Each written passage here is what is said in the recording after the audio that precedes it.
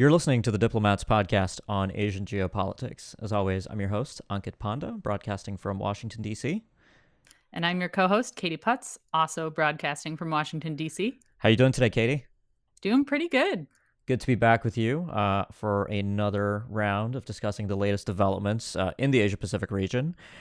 So by popular demand, I think it makes sense for us this week to focus on the summit that took place, the virtual summit, or at least don't call it a summit because neither side really called it a summit, a meeting between the two leaders of the United States and China. So Joe Biden spoke to Xi Jinping over a virtual teleconference. And I think, there's actually a pretty interesting set of issues to kind of run through here. I mean, everybody's expectations were super low, but I think, we can maybe talk through some of the outcomes and where things might be going in the U.S.-China relationship more broadly.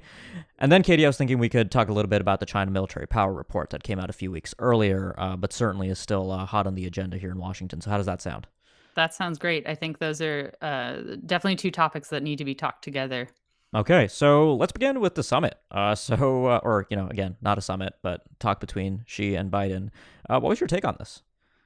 I mean, I think people had pretty low expectations, right? This was the first "quote unquote" face-to-face meeting between the two leaders, though I believe there had been several phone calls previously. I'm curious what you make of the careful language choices. This is competition. This isn't conflict. What's your takeaway on that? Well, so I think, the Biden administration at least has been pretty hesitant to accept the narrative of a second Cold War, right? I mean, this is really kind of in vogue in Washington. You'll see it sort of dropped casually by journalists, commentators, analysts, and the administration sort of recognizes that there are pitfalls to sort of acknowledging this narrative because China, of course, for years has been complaining about a Cold War mentality and attempts by the United States to contain it. But, I mean, the Biden administration is very different from the Obama administration in its acknowledgement of the competition between the two countries that the Trump administration first made explicit in 2017. So they haven't fundamentally rewritten the book there. But I thought a lot of the sort of ambiance going into this summit was really, just an attempt by both sides to show that they are potentially trying to compartmentalize the sources of conflict and competition within the relationship while continuing to cooperate on a few other issues. And here I would point to sort of the surprise Glasgow statement by the U.S. and China on climate change cooperation that I don't think many people saw coming. And that was interesting to have that right before this summit. And another thing I would maybe point out there is that, there were rumors that the U.S. was supposed to release its Indo-Pacific Strategy Report, which I'm sure is going to end up containing a lot of language on containing China and so forth. That didn't come out just yet. So it's been interesting to see, both sides sort of make an effort to shield this meeting from the broader dynamics and then use the meeting as a format to sort of demonstrate a little bit of goodwill, right? I mean, Xi calling Biden his old friend and things like that. I mean, it's really about the pageantry to maybe demonstrate that the two leaders have a good relationship. Do you think that's a fair assessment here? Yeah, I certainly do. I mean, I think you saw that in, like you said, the language that was used, Xi calling Biden a friend, them sort of calling up their past history together to sort of illustrate that there's a personal relationship. And yeah, we might have some competition and some tension in certain areas. The climate change agreement and statement makes clear that there are still efforts to have cooperation where possible. And then, we would prefer to have competition as opposed to sliding into conflict. And I think there's definitely the tone of the outcome of the meeting, while maybe not reaching any grand conclusion. I don't know that anybody really could at this point. And so I think it's definitely, I think they got out of it what they wanted to get out of it, especially given the China military power report earlier in the month kind of heightening the heat in Washington when it comes to the Chinese military threat and what the United States military is thinking about China as this pacing challenge, as they say. And so I think the diplomatic talk kind of weighed that out a little bit back into balance. Yeah, no, I mean, on the note of the military and the potential for U.S.-China conflict, I think it was pretty clear that at least the U.S. side was going into this meeting with one primary objectives, which I think Biden laid out when he said, it seems clear to me that we need to establish some common sense guardrails, and I think that's a very important idea that I don't think we've seen the last of with the summit meeting. Right. It also shows, I mean, how far things have come since that shouting match in Alaska in the early days of the Biden administration between Jake Sullivan and Tony Blinken, Secretary of State, and Yang Jiechi and Wang Yi on the other hand. And so, these common sense guardrails, I think, have manifested in a few things. The readouts from both sides didn't really give us a ton of insight into what might be happening. But there was a report earlier today in Bloomberg, I believe, that talked about the U.S. and China seeking to maybe elevate military-to-military talks. Definitely a positive development. And then on the nuclear side, there's been some talk about strategic stability talks, building off of comments that Jake Sullivan made at Brookings after the summit. I think the interpretation of those comments, I think, probably hasn't been parsed out fully by a lot of people talking about this, because I think what Jake Sullivan did say was a little mealy-mouthed in terms of suggesting that the United States proposed this as an idea to China, and I don't fully think that she actually reciprocated or accepted the idea. So it's really uncertain to me if strategic stability talks on nuclear issues are actually going to go forward. And then on the other side, I mean, climate change, North Korea, non-proliferation. I mean, some of these issues that have traditionally been bright spots for U.S.-China cooperation, I think both sides are still seizing on. But Katie, I wanted to sort of ask you something. So, the readout that came out from the Chinese side was pretty fascinating, because the language used by China very much portrayed the United States and China as two equals, as two poles in the global system. And I'm wondering, what you make of that. I mean, is this really, I mean, China really sitting down at the table with the United States as an equal? Are we sort of seeing she really pick up on a theme that was sort of prominent in sort of 2015, 2016 in the new era of great power relations period in U.S.-China ties? But I don't know if you have anything to say about that, because I thought that was pretty Yeah. interesting. I mean, I do think that's interesting. I guess I see it as kind of the culmination of after China's rise, China has risen, right? And I think Beijing is certainly at the position, and Xi, especially given sort of the outcomes of the sixth plenum that we saw recently, he's pretty secure in his position in China, and I think is seeking to no longer have China be rising, but to have risen to an equal status with other world powers. And I think that certainly the United States is the benchmark for that. And whether the US side views China as an equal, I think is, I don't know the answer to that question, but they certainly want to be treated in that fashion, and demand that level of respect. Mhm. And what did you make of that? Do you think that uh, you know well, was there any motivation behind that kind of language, or was that just, China no longer dithering about what its status in the world is?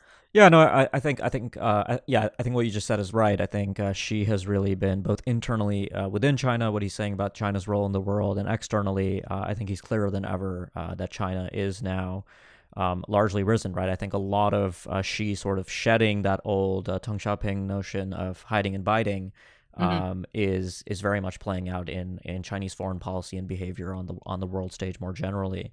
I mean, just as a final note before we talk about the China military power report, I think, I mean, also coming out of the summit, I think one of the potentially good things is that both sides are not complacent or entirely satisfied with the state of the relationship. And that might seem obvious because the relationship is bad, and usually when the relationship is bad, um, sides will have incentives to improve things, although that wasn't true necessarily within in the Trump era.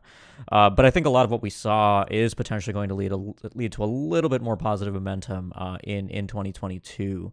And I think this compartmentalization, I mean, so the two important ideas that I think I would leave listeners with here on the summit is that you have compartmentalization on one hand, and this push to establish guardrails to avoid stumbling into a conflict inadvertently or accidentally. And I think both of those are good sort of beginnings for Hmm. a broader process of maybe recalibrating or finding a new normal for the U.S.-China relationship in this era of, as the Biden administration calls it, strategic competition. So I think going into the new year, I think that'll be something that I'll be looking for quite closely.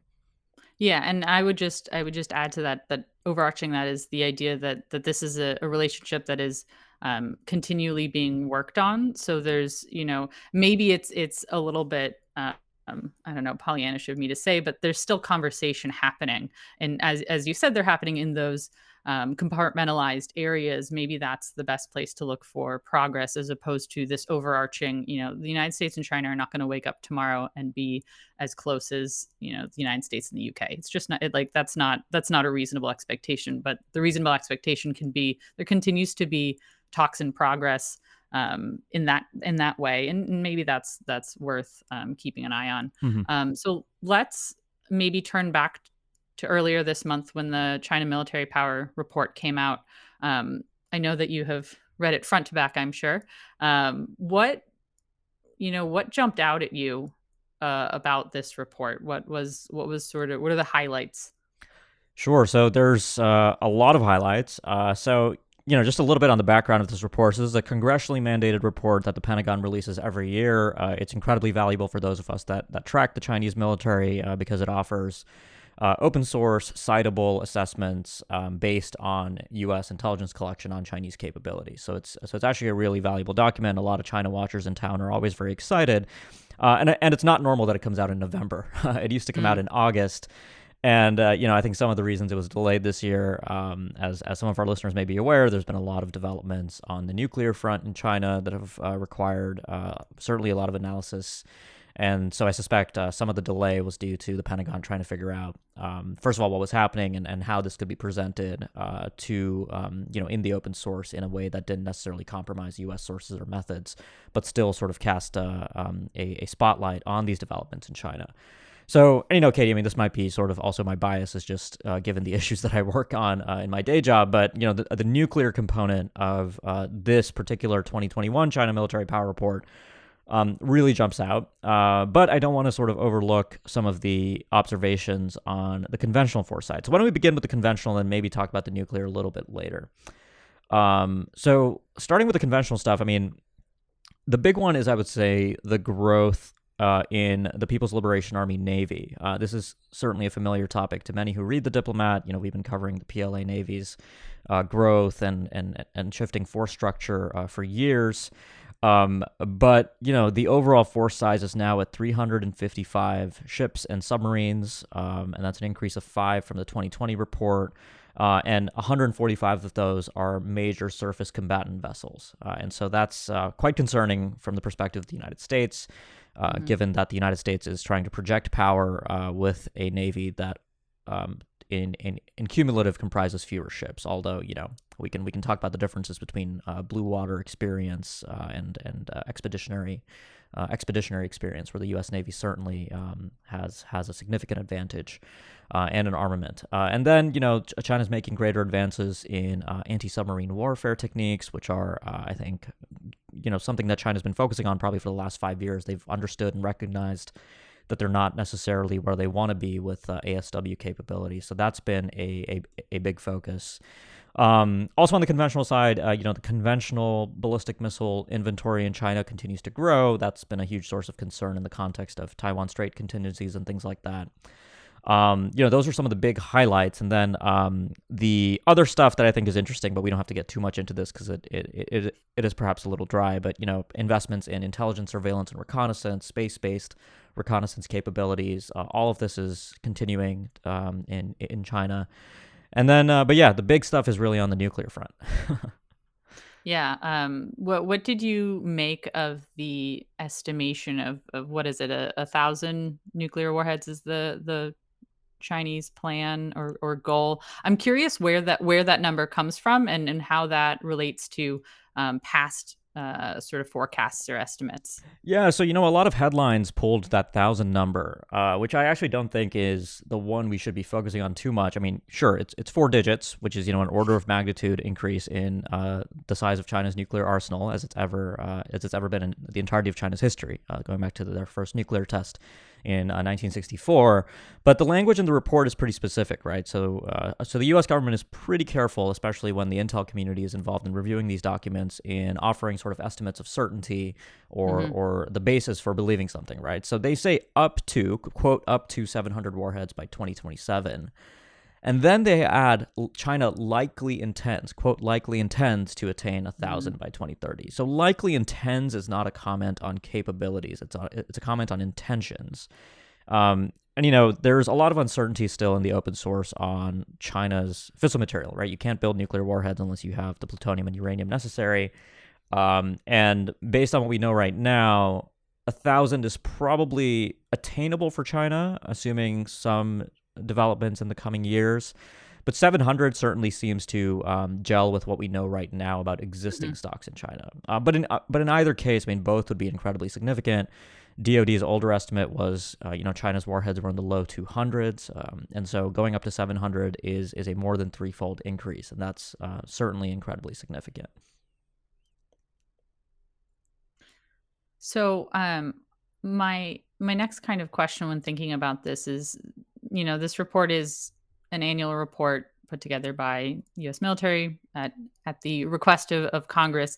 But who else is reading this report? I'm kind of interested in your take on how valuable this is for other Asian powers who are just as curious about China's capabilities, and in what way do you think this sort of perspective frames the larger conversation about China's military might in its own neighborhood. Yeah, no, that's a terrific question. I mean, I think certainly everybody's reading this report, right? I mean, foreign governments do their own intelligence collection and analysis, but certainly find it useful to compare to whatever the U.S. is able to put out in the open source. The other thing is that China is generally quite non-transparent about Mhm. its military activities, and so a resource like this is also incredibly valuable for researchers working in the field. And I think that that's also particularly true for researchers within China working on China's military, because oftentimes they find themselves relying on open source work that appears in the West to better understand their own country's defense trajectory. So I think that's definitely a valuable component of this. If I can, Katie, I mean, just briefly going back to the nuclear thing. I mean, one of the things I did want to highlight also is that so what's interesting to me is that when Russia and North Korea have had some pretty important high level changes in how they think about their nuclear forces. Russia in March 2018, when Putin sort of got up in front of the Russian Federal Assembly and explained why Russia was building a new range of sort of exotic nuclear delivery systems. And similarly in North Korea, Kim Jong-un earlier this year outlined this sort of long wish list for military modernization and why he felt that these capabilities were necessary. But then when we look at China, there's no narrative. There's no high-level narrative from Xi Jinping, at least for outside consumption or even public consumption in China, that offers some insight into why, for instance, China is building fields of silos in the desert of Xinjiang, a development, by the way, that was confirmed by DoD in this report, but had first been reported by open source researchers. So I think this is a big problem, and I think this really underscores, just going back to the summit for a second, why I think the Biden administration is absolutely right to try to seek these kinds of talks with China, because I mean, we can all speculate about the reasons, right? I have some pretty good ideas about why China's doing this, but until we have sort of an authoritative source of insight into the decision making Mhm. here, it becomes, I think, first of all, really easy for hawks in the United States to sort of manipulate these developments to whatever ends they might see fit. Arguing for the United States, for instance, to increase the size of our own nuclear arsenal. But I think this is a really important factor that DoD, even in this report, doesn't have a pretty compelling, doesn't have a narrative for why China's doing this. They're, well, here's what China's doing. We don't really know why it's happening.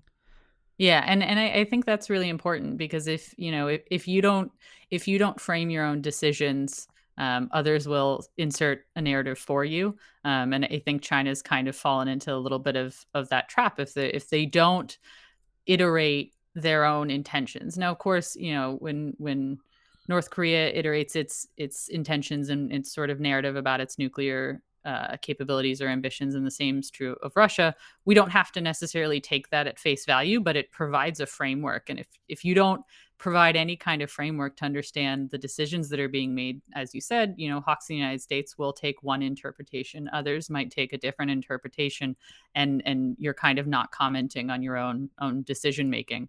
And I think you're absolutely right that the sort of diplomatic angle with the Biden administration towards China is certainly to seek some of that clarity.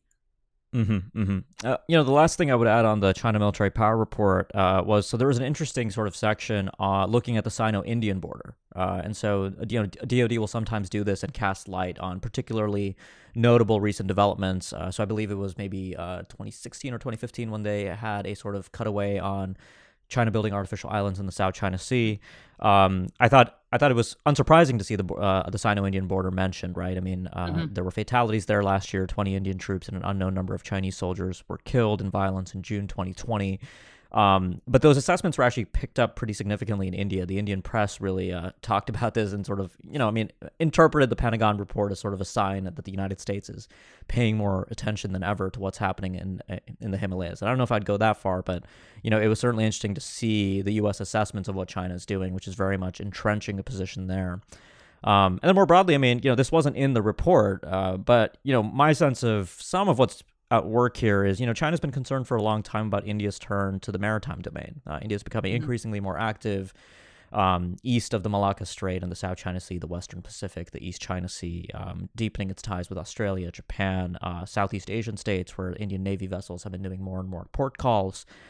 And so when we look at budgets in India, though, we see the Indian Navy is sort of last behind the Army and the Air Force when it comes to the share of the budget, and particularly the Army. India has fundamentally always been a land-oriented power.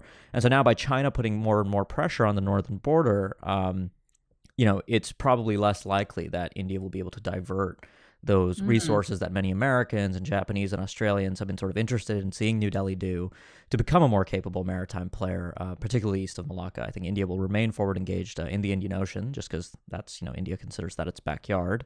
But, it's interesting to see, that sort of play out. So I'd be sort of curious to see if next year the Pentagon similarly comments on these developments. It hasn't really been a huge focus of previous reports, so that did jump out to me.